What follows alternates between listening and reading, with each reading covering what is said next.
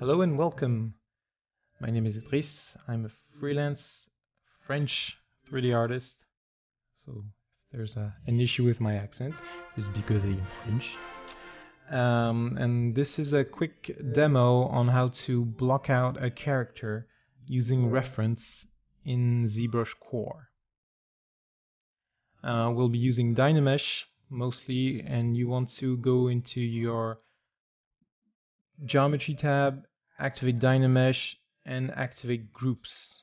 For the resolution, you want to keep it low because this is the blockout base mesh you want to be making, so you're not going to be making the final model geometry. This is just to get you started, so keep it low, 64, 128. If you want, you can go using the ZBrush, not ZBrush tools, the YouTube tools. You can set the speed of the video if you want to slow it down to see how I set things up. So we're using a reference by J. Scott Campbell, a Danger Girl turnaround he made sometime. And so yeah, let's get started. So we're going to be using the Move Gizmo, brand new Move Gizmo in ZbrushCore.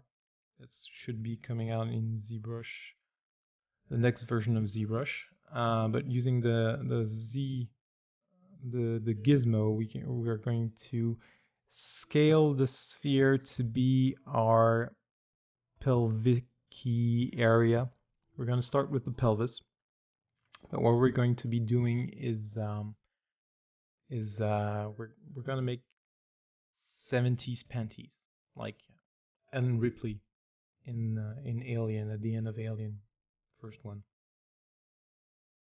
So yeah, using the move topological tool, move brush, just move everything into position, and once you're done, you make using control, you make a selection outside to dynamesh it again. And that's about it. Just move it into position, compare it to your ref, check, move, and make those 70s underwears.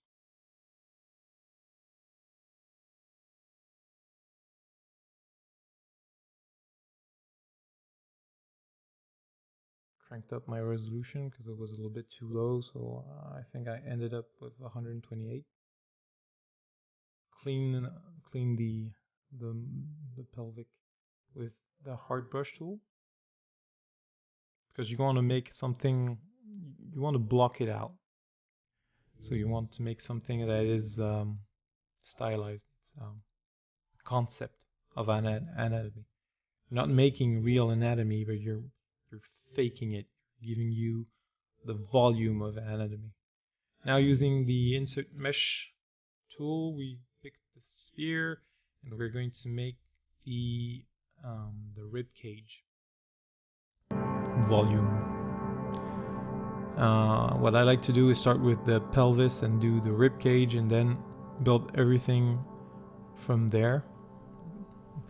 After those two, the order in which you decide to add your geometry isn't really that important. Sculpting the base shape of a rib cage, because it will help later. Insert a cylinder, and this is going to be the volume for the ribs, no, not really, the abs and the lower back.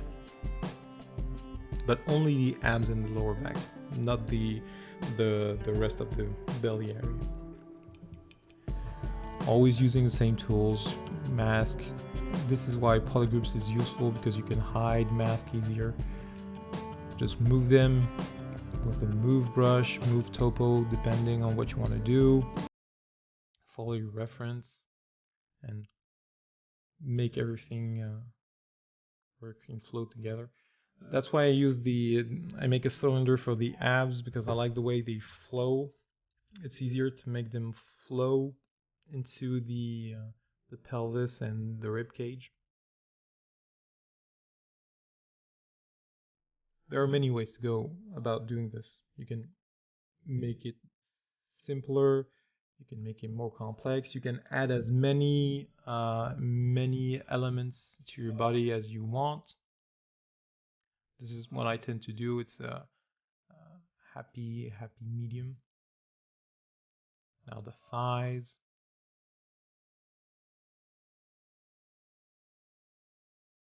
Same as always, but you insert cylinder, move them into position, then inflate, move, pinch, all all the tools you have at your disposition to shape it, following your reference, dynamesh it, shape it again, work on those transitions. For the thighs, you want something that goes from the hip joint to the knee, but you want to, for the thighs, you want to encompass the knee in the thigh block.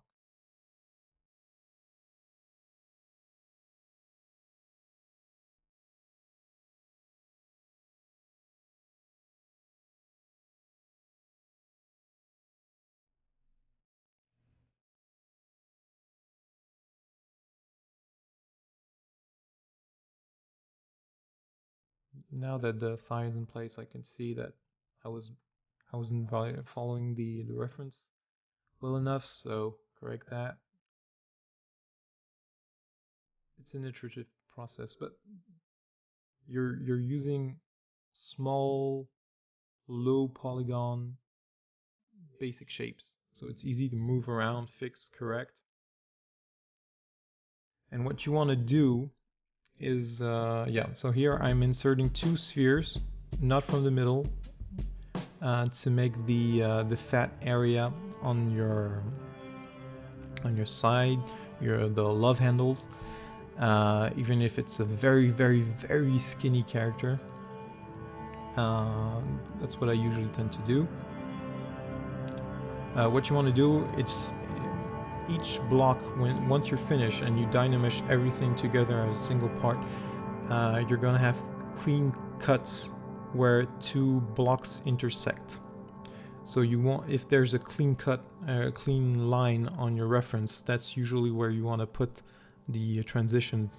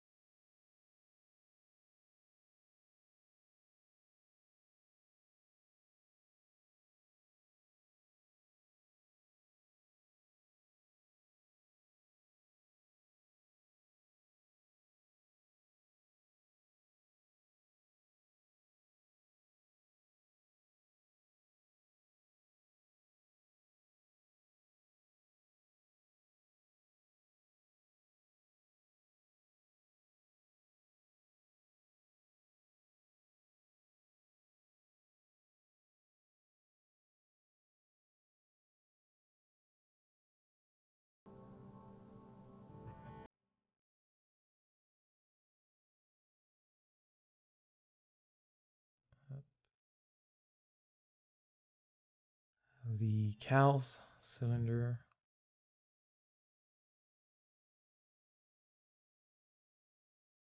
It's easier to start from the shape that is closest to what you're going to be doing.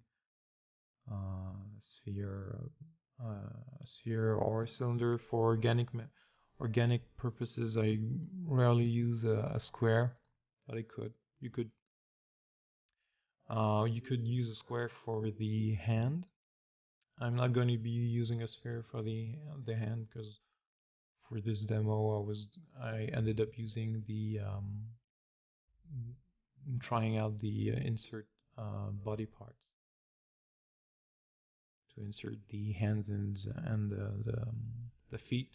But yeah, feet and hands, good place to use squares. But you could just use a sphere and using the hard brush just shape it into position. For the upper arms, you want to use the lower half of the upper arm to be the elbow joint.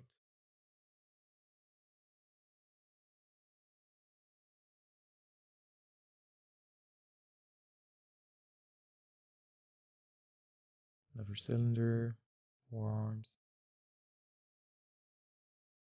Move, pinch, inflate, soften.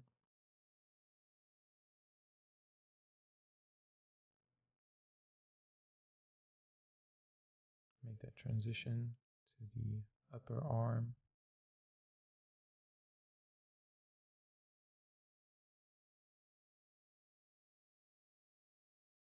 Dynamesh, clean it up.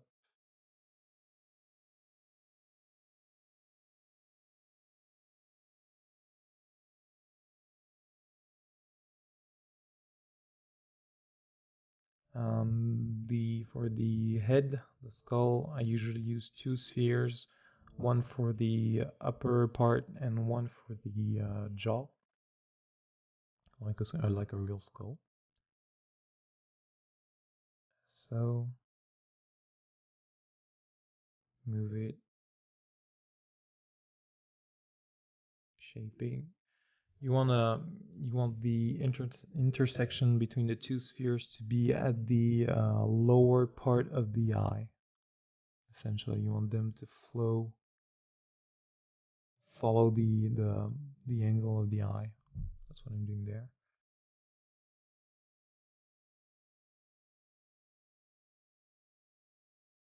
Mirror and weld because it was getting a bit off.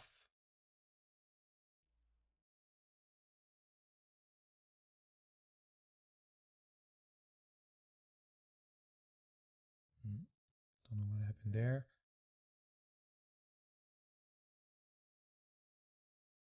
Move the arm, fixing. Append the sphere, move into position to get the rough volume of an eye into place.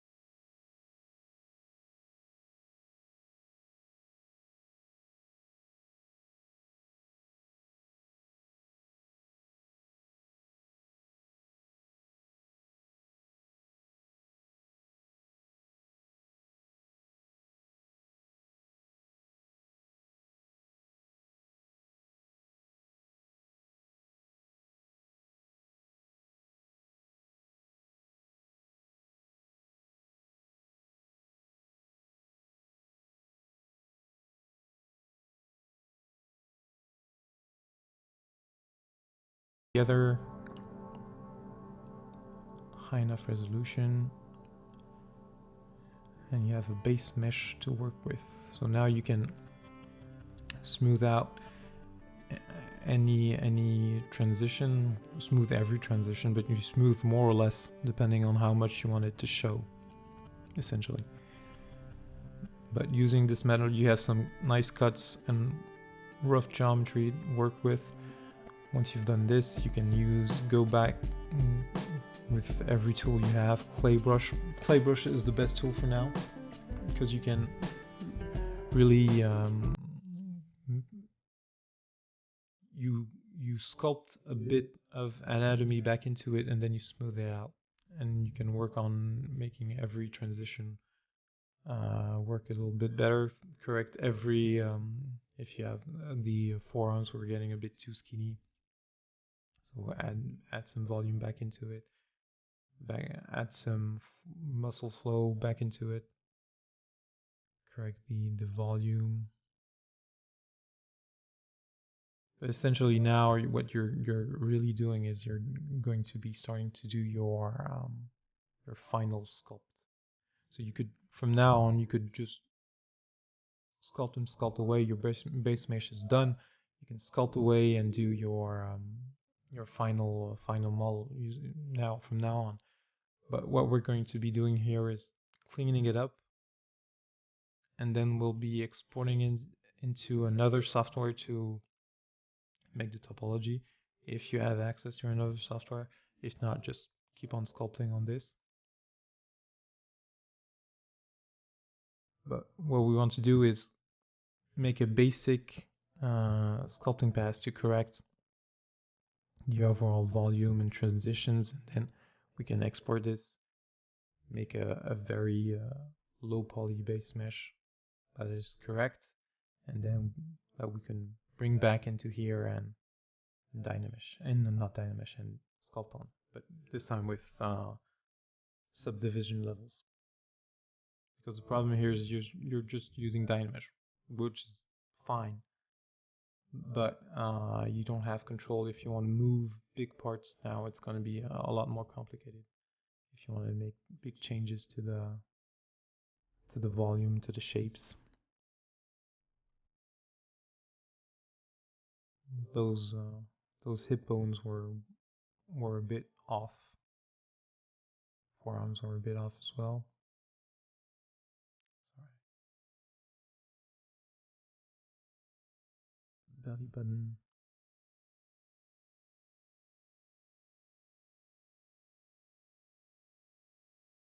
Yep, way off. But ZBrush, ZbrushCore, you can always change, tweak. Yeah, now we're done. We've exported. Gonna be a bit of a cut with the new mesh. Here's the cut. We're going to import our new base mesh just to show it off. There you go. New base mesh that you can grab for free if you want on my Gumroad. Check it out. Append just to compare. You can't reproject in ZbrushCore, but that's something you can do in ZBrush. Any skills you learn in ZbrushCore will be applicable to ZBrush. ZBrush is more powerful, you can do more stuff, but if you're very, very good at ZbrushCore, you will be a god in ZBrush, essentially. And that's about it. Thank you for sticking with me till the end, and I hope you enjoyed, and I'll see you again later, guys. Bye.